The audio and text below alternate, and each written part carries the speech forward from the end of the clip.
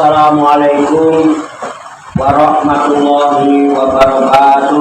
Waalaikumsalam warahmatullahi wabarakatuh. Bismillahirrahmanirrahim. Wala haula wala quwwata illa billahil aliyyil azim. Subhanaka la ilma lana illa ma 'allamtana innaka antal alimul hakim. Alhamdulillahirabbil alamin.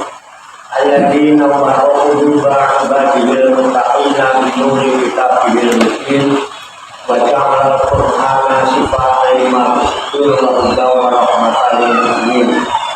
Wa sallallahu wa sallama ala sayyidina wa maulana Muhammadin wa ala alihi wa ashabihi wa man tabi'ahum bi ihsan ila yaumil din. Amma ba'du. Baiklah, kita kembali ke ayat 15.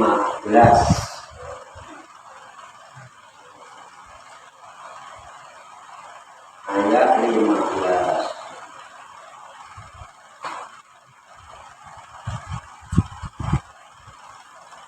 Qala Allah Ta'ala fil Qur'anil Karim wa huwa asdaqul qailin. A'udzu billahi minasy syaithanir rajim. Bismillahirrahmanirrahim. Hal ataka hadisu Musa. Hal ataka, sudah sampaikah kepadamu, tidakkah telah sampai kepadamu? Hal ataka, tidakkah telah datang kepadamu? Artinya ini ya Muhammad. Jadi artinya tidakkah telah datang kepadamu wahai Muhammad? Kira-kira begitu ya. Apa hadisu? Apa itu yang datang? Hadisu yaitu hadis. Hadis itu cerita, kabar. Musa tentang Nabi Musa.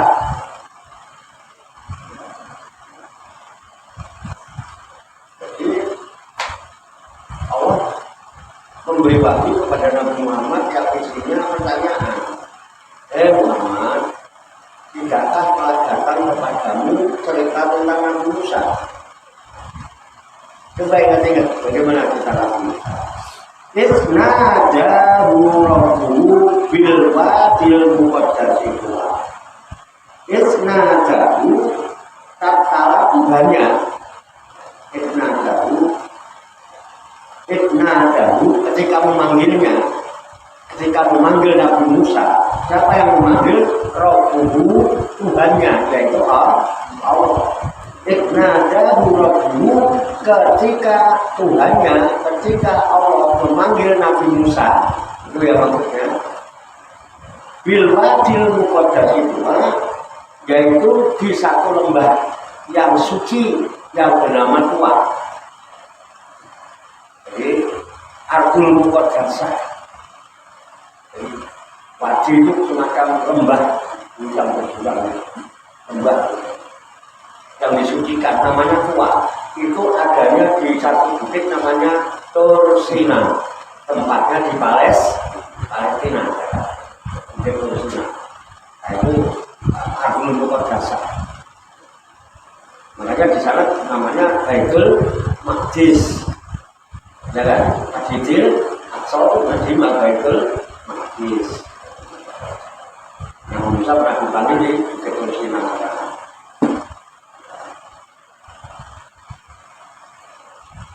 Lalu Allah firmankan kepada Nabi Musa itu, "Idhab ila Fir'auna innahu taghaw." Idhab, pergilah kamu Musa, berangkatlah kamu Musa ila Fir'aun, kepada Fir'aun. Itu Fir'aun menjadi raja di Mesir. Innahu, sesungguhnya dia Fir'aun itu telah berbuat melampaui batas. Takul harata ila antal jaka. Takul, maka katakanlah kepada Fir'aun. Nabi Musa diperintah oleh Allah ketika Allah memanggil Nabi Musa di Wadi Muqaddasi tua. Nabi Musa dijauhi Allah suruh berangkat menuju Fir'aun, karena sebenarnya Fir'aun telah berbuat melampaui batas. Lalu apa yang diperintahkan Allah pada Musa? Fakul, maka katakanlah hai Musa, halaka ila antajaka. Adakah keinginan bagimu, gitu ya? Adakah keinginan bagimu ila antajaka untuk membersihkan diri? Zakat itu membersih, antajaka untuk membersihkan diri dari kesesatan. Bahagiaka ila rabbika fataksa, dan kamu akan kupimpin, aku tunjukkan kepadamu. Bahagiaka, dan aku akan tunjukkan kepadamu, aku pimpin kamu, aku bimbing kamu ila rabbika, ke jalan Tuhanmu. Fataksa, maka lalu kamu bisa menjadi orang yang takut kepada Tuhan. Fa'arahul ayatal kubro. Lalu Nabi Musa memperlihatkan kepadanya, pada Fir'aun, al-ayatal kubro itu mukjizat. Ya, ayat-ayat yang besar itu mukjizat. Ada di luar nalar, gitu ya, yang sangat besar. Fakazab bahwa aso, tapi Fir'aun malah mendustakan fakazab. Bahasa dan bahkan malah lebih durhaka lagi, tambah maksiat kepada Allah. Summa akbaro yas'a, summa kemudian akbaro dia berpaling yas'a, seraya berusaha menentang Musa, paling melengos. Pakasaro panada pakola anak robuhul pakasaro, maka dia mengumpulkan tukang-tukang sihir panada, lalu berseru memanggil kaumnya.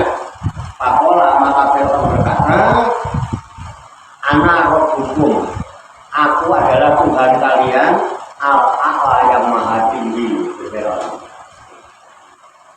Fa'akhadahullahu nakal akhirati wal ula.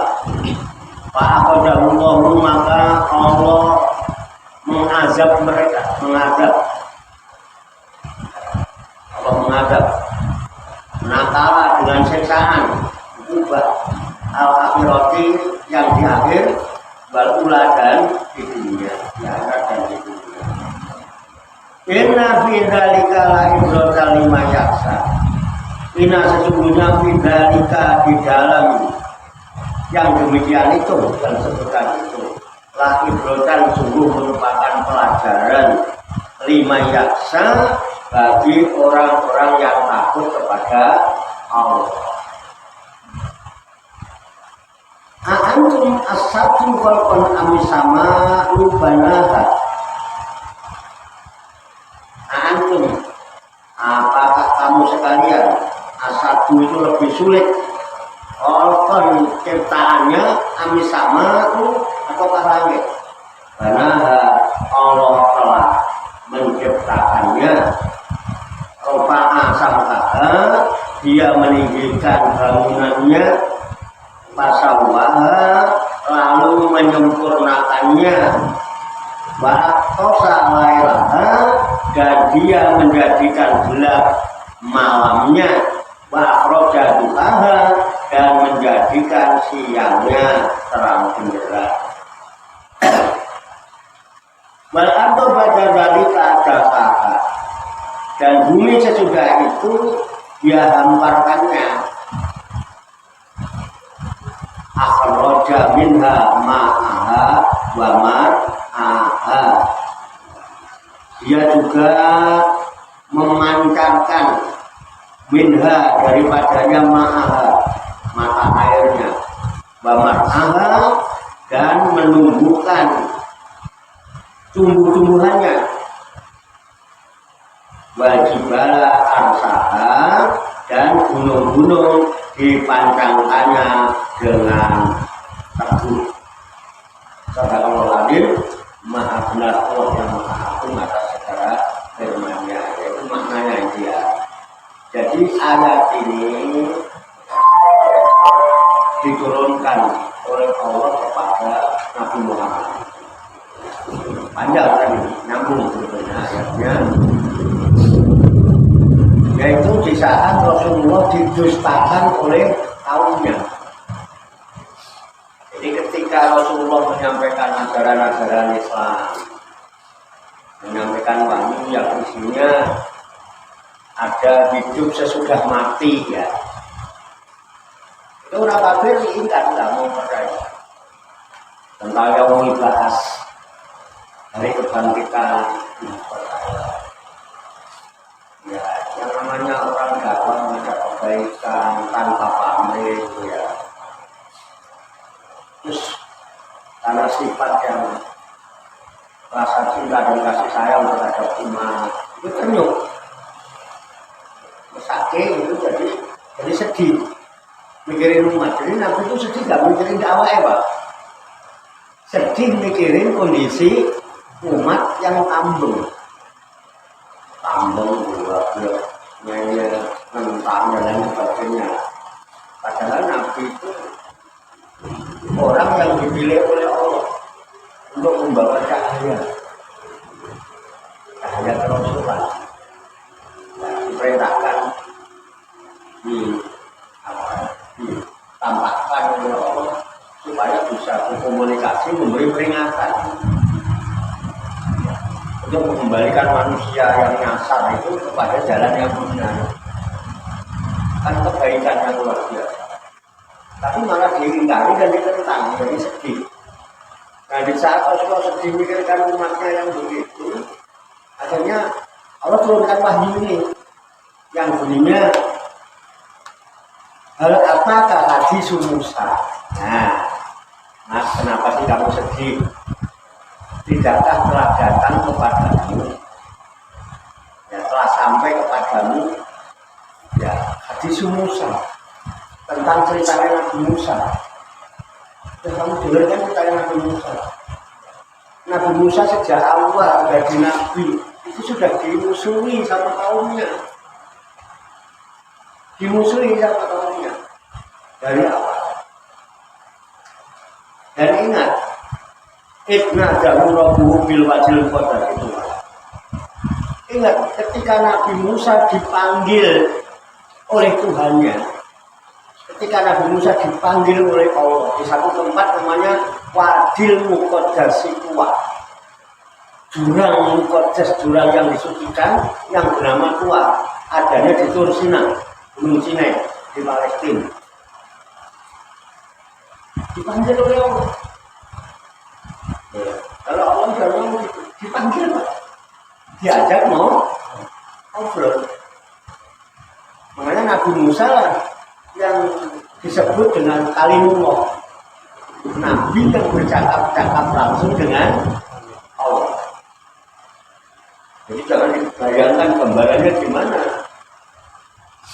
Ya, ini pasti ada torikohnya, ada metodologinya, ya kan? Sehingga bisa komunikasi. Artinya kalau Allah bisa melakukan itu dengan Nabi Musa, ya Allah juga pasti tidak menutup kemungkinan bisa melakukan semenjadinya kalau diberi oleh Allah. Kalau Allah sudah panggil bisa nyampe, kalau Allah sudah bimbing pasti nyampe. Kan begitu. Bahkan di ayat lain Allah mengatakan manjahatubina karena dia nahu sebulan. Siapa yang sungguh-sungguh berjalan menuju aku sendiri kok yang nuntun mereka, yang bimbing mereka menuju aku. Kan jadi Allah. Nah ini Nabi Musa dipanggil. Ibna Jahu Rabbuhu bil wajil Muqaddas Tuwa. Ketika Allah memanggil Nabi Musa di satu lembah namanya Muqaddas Tuwa, ya, di situ Allah berfirman kepada Nabi Musa, Faqala, maka Allah berfirman, Idhab ila Fir'aun innahu tagha. Berangkatlah kamu Musa menuju Fir'aun.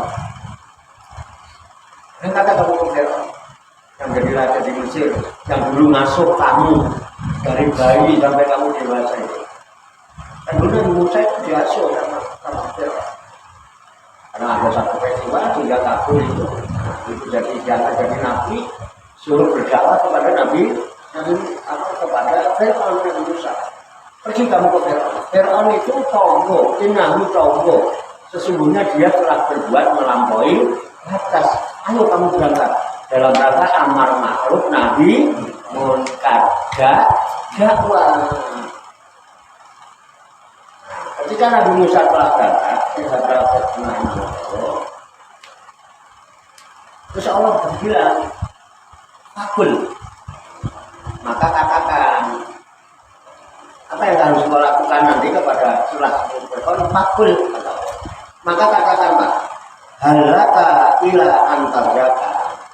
Tidakkah kamu memiliki keinginan? Tidakkah kamu kepingin jika aku mengajakmu untuk membersihkan diri, tazakkan, untuk berzakat. Zakat itu artinya membersihkan diri. Nah, makanya ada zakat fitrah, pembersih di, ada zakat mal, pembersih. Nah, ini jiwanya itu bersih. Hakikatnya zakat itu membersihkan jiwa. Fakul, maka katakan kepada Fir'aun, halaka ila antazaka. Tidakkah kamu mau? Tidakkah kamu kepengen jika aku mengajakmu supaya kamu membersihkan diri? Muat? Ayo, tak untuk Musa. Itu awal yang diperintahkan Allah. Datangi Musa, Musa ajak membersihkan diri dari kesesatan itu. Setelah kamu bersih, setelah membersihkan diri, sudah muatabah kembali dari kesesatan menuju jalan petunjuk. Wa ahdiyaka ila rabbika fatasa. Wa ahdiyaka, dan aku akan bimbing kamu, aku akan tunjukkan kamu ila rabbika, jalan menuju Tuhanmu. Ya, itu yang diperintahkan oleh pada Nabi Musa. Udah kamu berangkat ke Fir'aun, Raja Mesir, dia sudah melampaui batas. Gitu ya.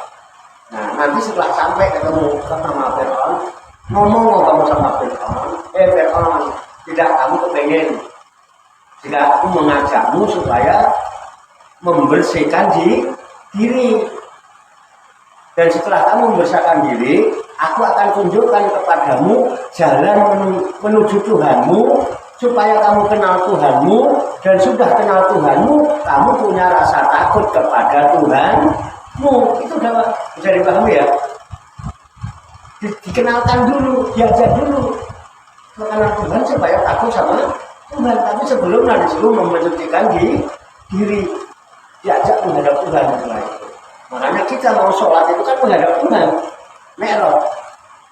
Makanya sebelum Mi'raj mesti kita wudu dulu supaya bisa ngadep kepada Yang Maha Suci dengan membawa jiwa yang suci. Halo, sama enggak? Hakikatnya begitu. Kan perlu menghadap Tuhan. Maka jika Nabi Musa berdakwah kepada Fir'aun untuk mengajak Fir'aun berjalan menuju Tuhan, disuruh apa? Tazakkan, mensucikan diri dulu. Nah, ini kita ceritakan dulu ya kronologisnya ya. Ya. Fakul halaka ila antazaka. Wa ahdiyaka ila rabbika fatasa. Dan aku akan bimbing kamu, tunjukkan kamu ila rabbika menuju jalan Tuhanmu fatasa. Maka kamu akan takut kepada Tuhanmu. Kemudian apa? Fa'arahul ayat al-kubro. Maka karena percaya lah, ingkar. Ini memang negara nggak kuat, nggak ada asuh dulu. Akhirnya apa? Farohul ayat al-kubur sampai Nabi Musa itu diperintah oleh Allah untuk menunjukkan ayat-ayat yang besar, mujizat, kejadian-kejadian yang di luar nalar. Jadi Nabi Musa itu tangannya bisa kelihatan mencorong, gini itu bila benar kedua, itu warna mencorong, menyala, langsung tangannya Nabi Musa. Kalau Nabi Muhammad dulu tangannya keluar air. Nabi Musa mencorong tangannya. Tidak hanya itu, bahkan tongkatnya Nabi Musa dilempar gitu bisa jadi ular dan mampu mengalahkan ular-ularnya tukang sihir. Pernah dengar ceritanya ya? Nah, itu ayat al-kubro, tanda-tanda kekuasaan Allah yang besar yang ditampakkan melalui Rasulnya. Itu ayat al-kubro. Sejarahnya kalau kita dramatisir bagus sebenarnya. Kita nggak usah, kita ngikutin ayat ini aja. Ya, apa ada, tapi jangan nggak bisa membayangkan sendiri ya. Ya, bagaimana? Nah, Nabi Musa sudah berbagai cara dengan tutur kata yang lembut, dengan tutur apa, yang akhirnya sampai terjadi suatu permusuhan adu ilmu antara ilmunya Nabi Musa dan ilmunya tukang sihirnya Fir'aun. Yang waktu itu tukang sihirnya Fir'aun melemparin tambang menjadi ular. Nah, akhirnya Nabi Musa diperintah Allah melemparkan tongkatnya menjadi ular yang lebih besar dan menelan semua ular-ular tukang sihir. Pada akhirnya tukang sihir itu sebetulnya beriman, cuman menyembunyikan imannya karena takut siapa. Wah, ini enggak, ini jelasnya Nabi. Beriman tukang sihir. Tapi karena takut sama Fir'aun disembunyikan imannya. Itu kejadiannya. Nah, akhirnya apa? Ya, bakal jaga masuk. Dan Fir'aun tetap mendustakan Nabi Musa, nggak mau percaya, bahkan wa'asoh, bahkan lebih durhaka, malah bermaksiat kepada Allah Subhanahu wa Ta'ala. Bahkan setelah itu cuma agaro, kemudian dia berpaling, yas'a dia berjalan meninggalkan Nabi Musa. Nggak mau percaya, didustakan. Dia berpaling sambil berjalan meninggalkan Musa. Bahkan Fahasaro Tanada Fakola Narok Kumul Fahasaro. Maka dia mengumpulkan kaumnya, kaum Kipti gitu ya. Kalau dikumpulkan Tanada, kemudian dia menyeru kayak orang-orang ini Fakola. Lalu Fir'aun mengatakan Anarok Kumul aku ya Tuhan kalian yang maha tinggi. Gak ada Tuhan yang lebih tinggi dari aku. Fir'aun ngaku-ngaku jadi Tuhan. Zaman itu. Zaman sekarang ada nggak? Zaman sekarang malah bukan cuma ngaku-ngaku, malah pada jadi Tuhan. Kalau menyesatkan, udah orang tidak ada. Kalau Fir'aun cuma ngaku-ngaku Tuhan, enggak. Kalau orang malah jadi Tuhan, lupa Tuhan. Kayaknya kayak sebenarnya kayak punya dia. Dikit-dikit orang ditakut-takutin kualat. Oh, masalah kecil tuh, nanti kamu kualat ya orang. Beneran dulu kamu kualat, itu kayak Tuhan ya. Malah jadi Tuhan yang kualati orang sekarang lebih dari Fir'aun. Fir'aun cuma ngaku-ngaku Tuhan. Orang sekarang malah menjadi Tuhan. Orang ditakut-takutin kualat memperkara sepele. Ditakut-takutin ya belum ngerti ya goblok itu. Goblok itu ada. Dibohongin orang. Dibohongin ditakut-takutin. Karena dapat olah atau kumulasi. Dari selalu apa yang dilakukan oleh Fir'aun itu, Fa'akhadahu Allahu Nakal akhirati wal ula. Faqadahullahu, maka Allah menyiksa mereka, menyiksa Fir'aun, ya, ahlakahu bil gharq, dan menghancurkan Fir'aun itu dengan ditenggelamkan di laut. Karena katakan laut merah. Bil gharq. Jadi gharq pun itu ditenggelamkan, binasakan dengan cara ditenggelamkan. Nakal akhirati sebagai apa? Ukubatan. Tenggelamkan sebagai siksaan bagi Fir'aun al-akhirati. Di akhirnya, dengan atas kalimat yang hasil kalimat yang akhir mengatakan aku adalah Tuhanmu yang mati. Gara-gara itu tiada berulang. Dan di awalnya al-qalu adalah ma'alim tulaku min lain lain. Aku tidak melihat karena itu min ilahi ghairi, Tuhan lain. Aku nggak pernah tahu ada Tuhan lain aku. Awalnya gitu, setelah malam menetapkan aku adalah Tuhan yang mati. Gara-gara mengaku disiksa oleh Allah Subhanahu di alam merah. Inna fidzalika la ibratan liman yakhsha. Inna sesungguhnya fidzalika pada yang demikian itu yang disebutkan dalam cerita yang aku ceritakan tentang ceritanya Nabi Musa dan Fir'aun kepada Nabi Muhammad, ya, merupakan la ibratan, sungguh menjadi pelajaran. Siapa? Lima yaksa, kepada orang-orang yang takut kepada Allah. Jadi kalau kita membaca Al-Quran itu sudah dapat pelajaran, menerima pesan. Tapi yang bisa menerima pesan Al-Quran adalah lima yaksa, hanya orang-orang yang takut kepada Allah. Zaman sekarang banyak orang yang takut kepada neraka, tapi nggak takut sama Allah. Sama neraka takut banget, tapi sama Allah berani. Sama dosa takut, tapi sama Allahnya berani, ya. Yang dijanjikan bisa menerima pelajaran dari cerita-cerita hadis yang ada dalam Al-Quran, aksal hadis adalah lima yaksa. Sungguh menjadi pelajaran lima yaksa bagi orang yang punya rasa takut kepada Allah.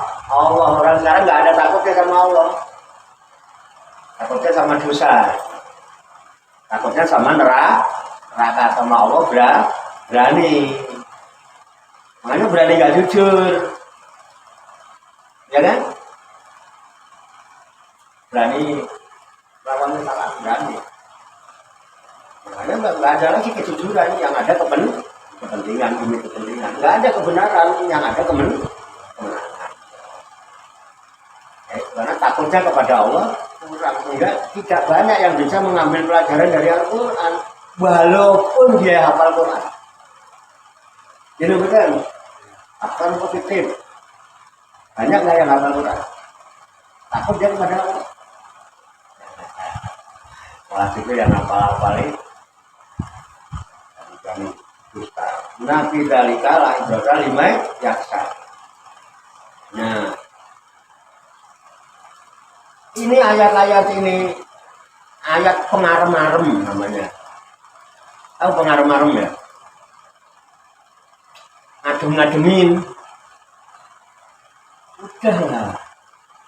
Kenapa kamu sedih mikirin kaummu? Tidak ada seorang nabi, tidak ada seorang rasul pun yang tidak didustakan oleh kaumnya. Makanya supaya Rasulullah tidak sedih, diceritakan tentang riwayatnya Nabi Musa ketika diperintah dakwah amar ma'ruf nahi mungkar kepada Raja Fir'aun. Diceritakan gitu. Oh iya. Ada enggak? Nah, ini yang disebut pengarem-arem, jarum-arem. Oh, itu gila. Nabi alami hal seperti itu, masih ditentang, udah yang sabar. Dalam dakwah begitu,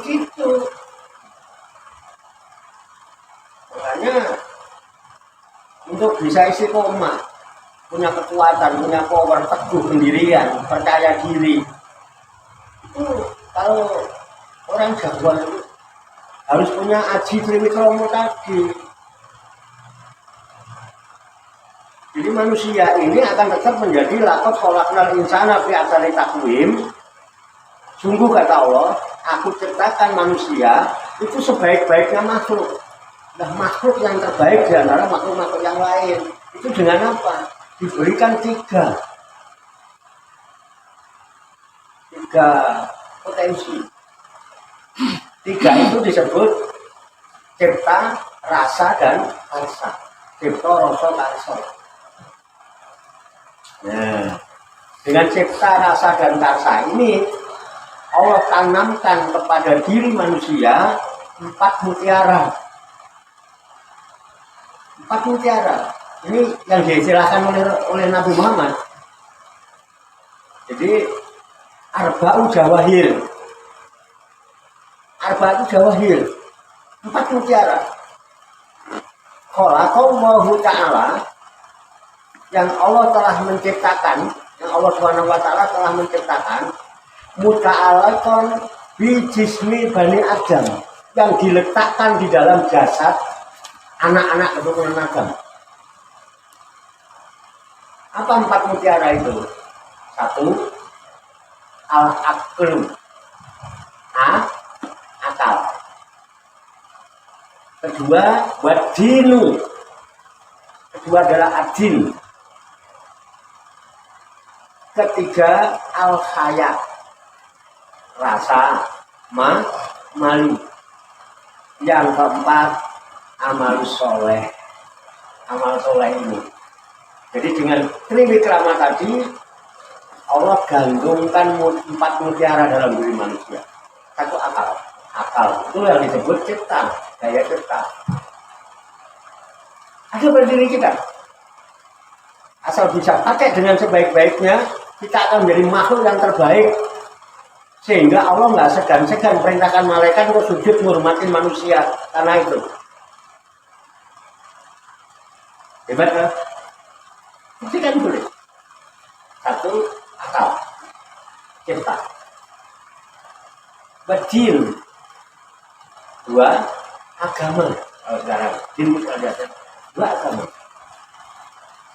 Nah, dengan akal yang dibekali dengan input ajaran agama, akal yang beriringan bersamaan dengan aturan agama, akal yang dikendalikan, dibimbing dengan agama, akan menumbuhkan mutiara ketiga, namanya kaya, rasa, malu. Ketika akal ini diisi dengan ilmu agama, paham tentang agama, yang kemudian dengannya dia berjalan seiring, maka akan menumbuhkan rasa malu kalau berbuat jelek, malu ngomong jelek, malu melihat yang jelek-jelek, malu melakukan yang jelek-jelek. Jadi maunya melakukan yang baik, betul kan? Nah, otomatis dengan akal yang dibimbing oleh agama yang menimbulkan rasa malu, akhirnya maunya apa dia? Keempat mutiara, yang keempat adalah selalu ingin beramal soleh, selalu ingin berbuat kebaikan untuk dirinya, untuk keluarganya. Kemudian setelah dia memiliki kebaikan yang banyak, dia berusaha hidupnya untuk memberikan kebaikan-kebaikan untuk kepentingan orang. Jadi bagus nggak? Tapi bisa nggak kita menjaga 4 mutiara dengan mendaya gunakan aji triwikrama, daya cipta, rasa, dan karsa ini dengan 4 mutiara ini? Kalau tidak, maka manusia tidak lagi menjadi lakot kholaqnal insana fi ahsani taqwim. Dia akan terperosok menjadi sumarodatnahu asfala safilin. Akan merosot jatuh ke jurang kehinaan, aspal. paling bawah, paling rendah. Yang mana aspal itu di bawah. Aspal itu mesti diinjek aspal sabilin. Kenapa? Dia tidak mampu menggunakan potensi anugerah dari Tuhan.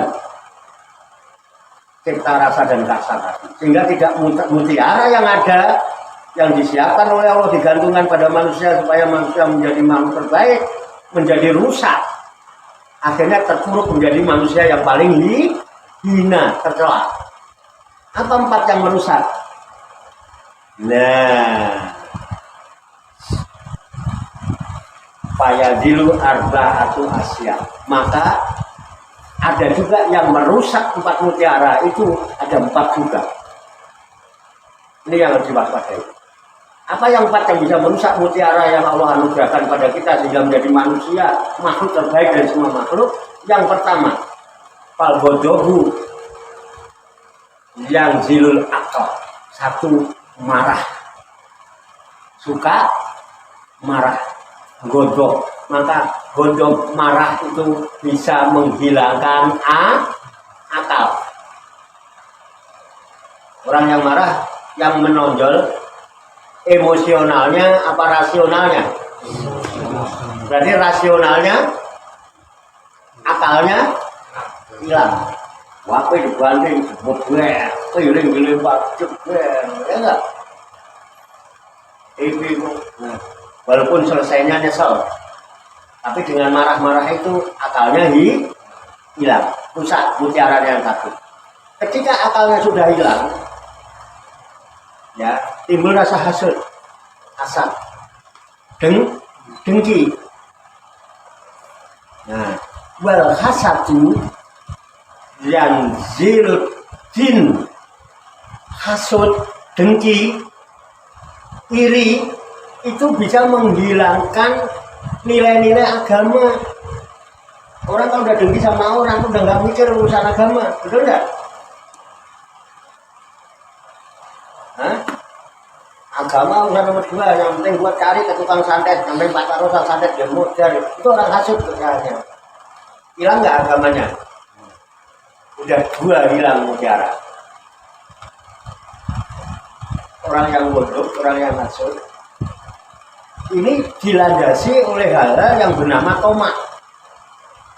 Toma itu rakus serakah.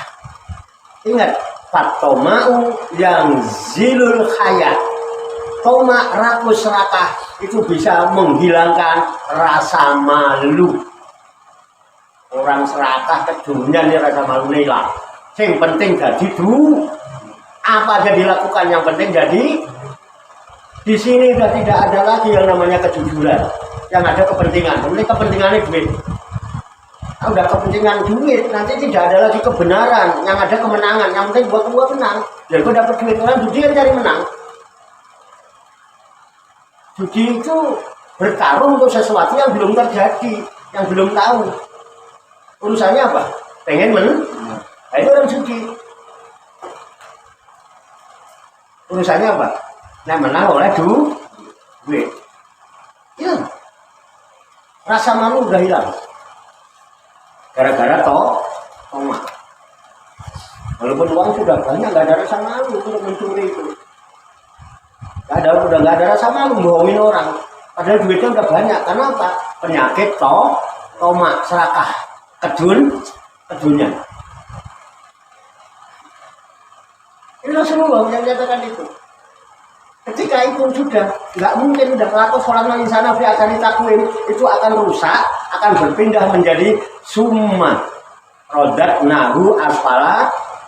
Balikkan kamu menjadi manusia yang serendah-rendahnya, sehina-hinanya, nggak punya rasa malu. Tinggal 1, Pak. Mutiara tinggal 1, amal soleh. Amal solehnya akan rusak. Orang kalau udah nggak rasa malu, udah nggak mau menilai agama, ya akalnya sudah nggak jalan, yang ada hanya emosionalnya, hawa nafsunya, kerjaannya mesti gibah,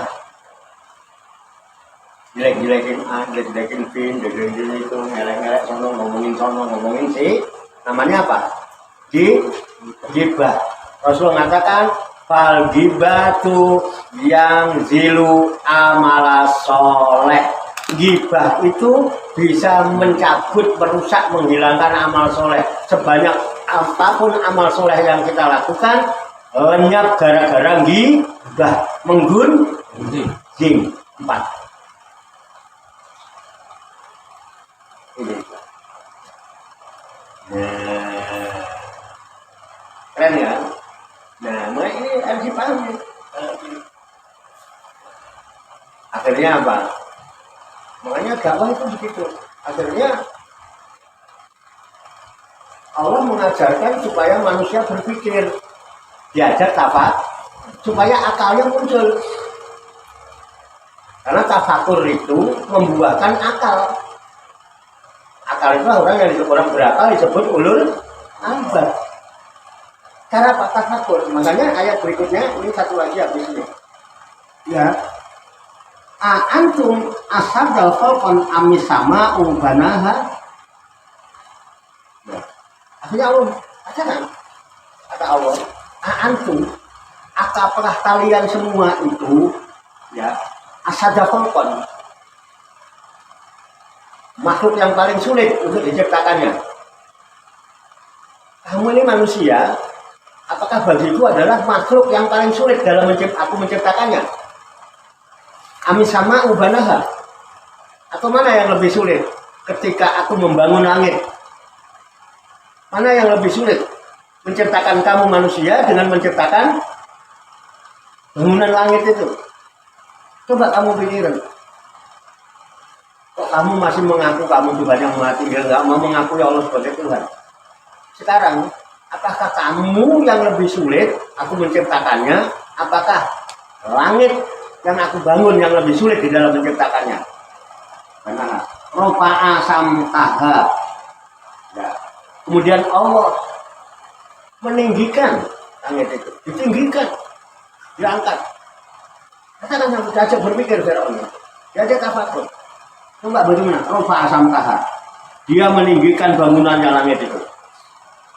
Langit begitu diratakan, rata, dibentangkan, rata, ditinggikan bangunannya.